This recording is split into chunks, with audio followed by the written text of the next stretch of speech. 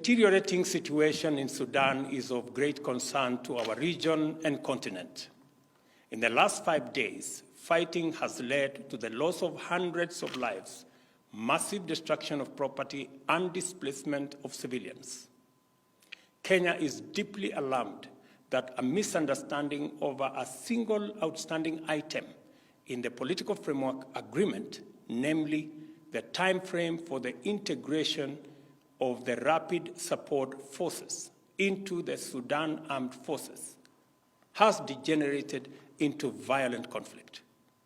As a result, the parties to the framework agreement have been engaged in military confrontation. The indiscriminate deployment of lethal power and air power by both RSF and SAF has targeted military and non-military targets, causing devastating damage to property as well as strategic public infrastructure, including roads, bridges, and airports.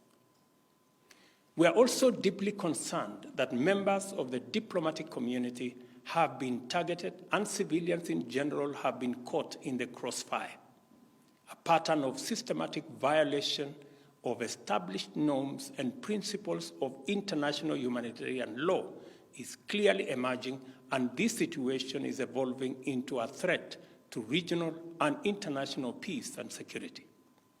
Kenya implores the leadership of the two parties to ensure full compliance with the resolution of the Intergovernmental Authority on Development Heads of State Summit held last Sunday. This includes an immediate cessation of hostilities, allowing unrestricted humanitarian access, and extending full cooperation to the IGAD Heads of State mission when it visits Khartoum. The outcome of these engagements and evidence of cooperation from the two parties will be crucial to the resumption and conclusion of the negotiations on the political framework agreement. In urging this course of action, Kenya notes that disregard for the resolutions, coupled with the evidence of lack of commitment to ending the conflict, strongly indicates that attacks on diplomatic installations and personnel, as well as targeting of hospitals, hotels, and other vital public and social spaces, are deliberate, systematic, and tantamount to atrocities against humanity.